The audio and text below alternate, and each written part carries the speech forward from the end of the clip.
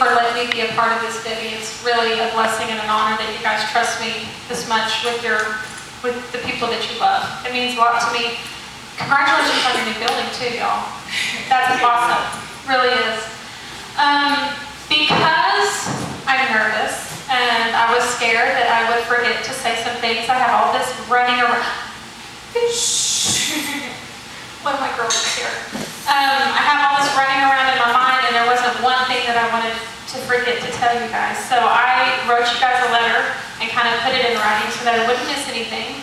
So I'm going to read some of that to you, and then there will be parts of my testimony that they're obviously in my heart, so I don't need paper. I want to talk to you today about being the total package. The total body, mind, and spirit package. Who wants that? Amen. Probably, right? It's important to manage each area because it's important to be at our best. How can we be 100% for those that we serve if we're sick, tired, anxious, frustrated, medicated? Taking the time needed isn't selfish, it's required. I've been attacked in each and every one of these areas. I've struggled with all three of these. I've literally been at the bottom of each one. The enemy will attack you wherever he sees an opening. He has a strategy to take us out. He knows where we struggle, and he will use each one. We have to be just as strategic in protecting ourselves, sealing all the holes in our armor, when what you feed will grow, whether it be positive or negative. Amen. First of all, the enemy attacked my mind. Mentally, I've suffered depression. I've struggled really hard with intimate relationships. I had some not so nice things happen to me as a young girl by a family member. I've never talked about this in front of a bunch of people.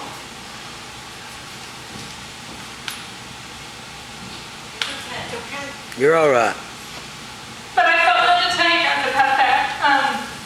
It attacked my mind. And this was a family member that I was forced to be around the rest of my life. It was never dealt with. It was never handled the way that it should have been handled. And I've since had to go through therapy and as an adult because my daughter, unfortunately, when she reached the same age that I was, I became that little girl again. Apparently, that's what happens. And so I've had to do a lot of therapy and got my mind right. But then the enemy attacked my body. And that's the part. Before that, how I recovered from that, I had learned to keep myself safe by not building those strong relationships. I finally learned that if I wasn't being invested in, I couldn't invest in other people either. For me, I find it hard to have a bad outlook on life or a bad attitude when I'm doing good things for other people. It removes the focus on self and provides an amazing emotional boost. I find groups of good people doing good things and get involved.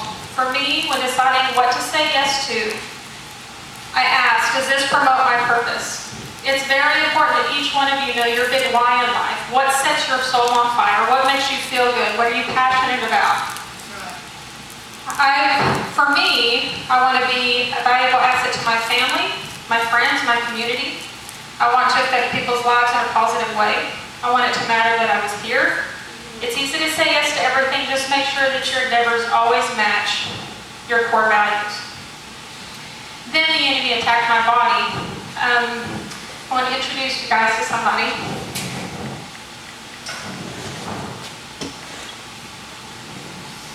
This was me when I was about 27 years old. I had become a wife, a mother, and had just kind of let myself, I gave 100% to my family and didn't take any time for myself. And this is kind of what happened. I didn't stop loving myself. I just poured everything into everybody else. I didn't take any time for myself. So, when I was 27, I went to the doctor. And I had, at that time, I was on bladder control medication because I wanted to drink soda, I guess. I was on, is this bothering y'all? Just pull it away a little bit? Well, yeah, pull it away a little bit. I should have put a filter on I'm it. not a professional at this. Where was I? Oh, I went to the doctor, and I had irritable bowel syndrome from everything that I was eating. And my triglycerides were 700. My cholesterol was 250. My knees hurt, my hips hurt. I was on depression medicine. And I went to see Jeff Jones, and he's like, "You're gonna have a stroke." And it didn't make any sense to me. I was like, okay, whatever, not a big deal, right?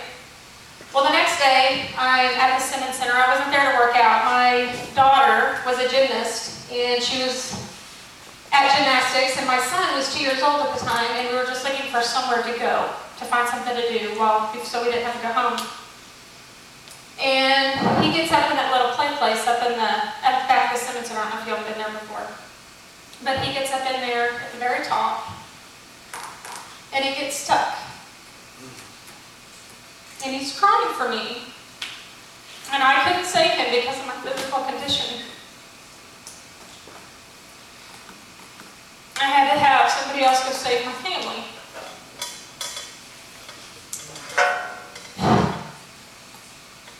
And in that moment, I snapped. And I snapped really big.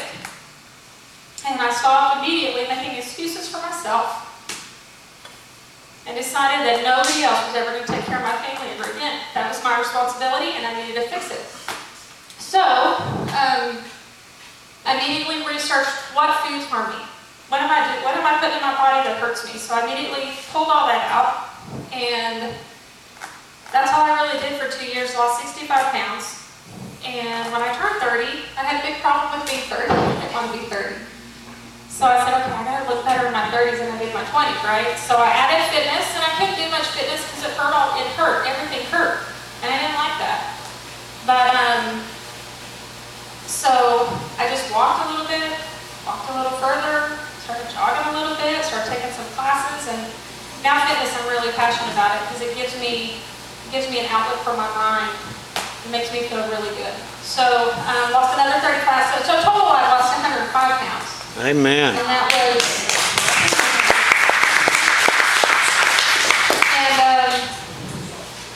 was, that was 12 years ago. So I now lead a ministry where I help people. It's called Bringing Your Best. It's on Facebook. Where I lead people.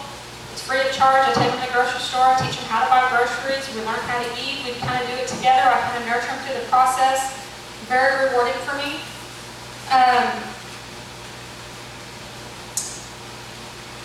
Last, the enemy attacked my spirit. Spiritually, I was raised to see. I fixed this, and then he goes after my spirit. Amen. He just keeps pecking at me. I was raised in church. I was taught right from wrong. I've been in and out of church over the years. I've had some very dark pits I've had to climb out of. My marriage has suffered significant attacks. What he did with me with this, I got my body right, and then he messed with my mind.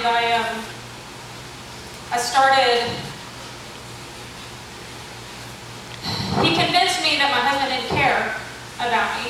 Well, he doesn't notice that you lost all that weight. He doesn't care about you. So it caused a lot of issues between us.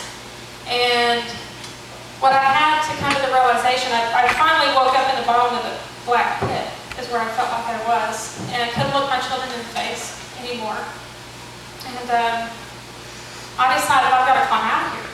I've got to climb out of here. This is bad. And so what I decided was I was going to focus 100% on myself. Yes.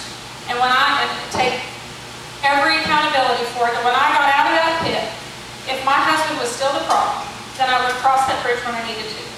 Yes. And what happened was when I got out of that pit, there was nothing wrong with it. Which was kind of like, that was all me. Amen. So, but I kind of want to give you guys some tips on how I manage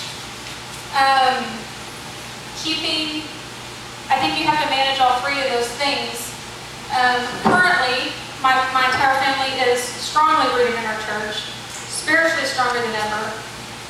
For me, spiritually, it's important to stay rooted in your church, find your post and dedicate to it. Yes. My church is my family. You do not want to be that family member that comes to the dinner table demanding your blessing, and you're not devoting any time, anything to your church. Yes. So that they are your family. Contribute. Get involved. Don't become a spectator. I dedicate time daily to devotion and intimate time with the Father. Yes. I put it on my calendar. Intimacy builds relationship. Yes. Relationship will build direction. If you aren't listening, how will you know the plans He has for you? This Yes. time is not negotiable. You have to make it a habit. Put it on your calendar. Okay, these are just things how I choose to live, and I think they're critical in keeping all three of these managed. Choose to live unoffended. Yes. Being offended will stop you from taking action. You will make excuses to not get involved to do things. Yes. This is a choice. Extend others the same grace that you feel you deserve. Yes. We can be very critical of each other. Know that the quality that drives you crazy in that other person is probably the quality that you lack. Yes. Okay, so you're better with them than without them. Choose joy, choose love, and choose to forgive. Yes. Find new time, who you are outside of work, home, or other responsibilities. When all else falls away, you need to be rooted in who you are. You need to decompress, you need to breathe. This me time is extremely valuable. How you treat yourself sets a standard for how others will treat you. Yes. Put it on your calendar, be selfish about it, protect it. It's okay to take that time. Yes, it is. Set realistic goals. Rome wasn't built in a day, and no one is born a ninja. Celebrate your small successes, no matter how small. Each step is always a step forward. Move towards change. You will make mistakes. When you make mistakes, don't beat yourself up. Shake it off. Move on. The mistake is staying stuck and not moving Yes. forward. Sleep. I'm going to talk about health a little bit. Sleep. No one is capable of tackling this crazy life on 4 to 6 hours of sleep a night. Yes. Many miraculous things happen during sleep, emotionally and physically. Don't take your sleep for granted. Make it a priority. Regardless of what you think, for optimal health, you need 7 to 9 hours of sleep. Your health is important. Speak life. This one's very important to me. There is power in what you speak, in what you post on Facebook.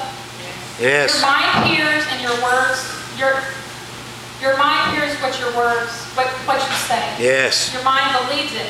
Your feet will go where your mind leads. Yes. If you're posting sickness, discord, then that will manifest in your life. Yes. Do not claim your afflictions. They don't belong to you. Speak where you are headed, where you want to go. Your feet will follow you. Get moving. Physical activity does amazing things for your body. Just 20 minutes, 4 or 5 times a week.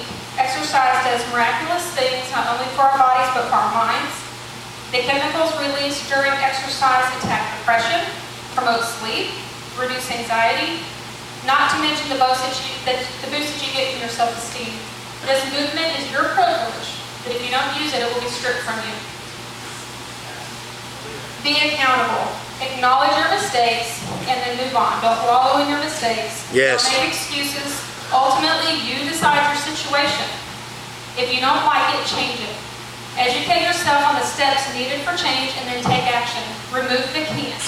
Christ died on the cross for you. You are capable of absolutely anything. Yes. Live in the moment. This one's hard for me because I'm super busy. If you're home, turn the outside world off and truly be home with your family and your loved ones. They need to know that they're important. When at work, work hard. When it's time to sweat, push. When it's time to play, keep your heels up. There's a time and a place for everything. Make sure you aren't missing those magical moments. Yes. They'll be gone. Take action. Movement promotes change. Sitting still is saying no. This is any area of your life. There's only one amazingly unique you. You have a specific calling on your life that nobody else can manage. If you don't do it, nobody's going to do it. Yes. God isn't looking for perfect people. He's looking for willing people. Yes. Each one of us has one life to live. Think of this life as an altar. That's why this song is so important to me, because she says everything that I feel. We're each accountable for the altar and what it stands for. Does the altar that you built bring God glory? He has trusted you with this body and with this life. Think about what stones need to stay, what stones need to go. Throwing out any excuses, God does not call us to try. My prayer for each of you is that you finish your race well. And much love to each of you. Appreciate y'all having me.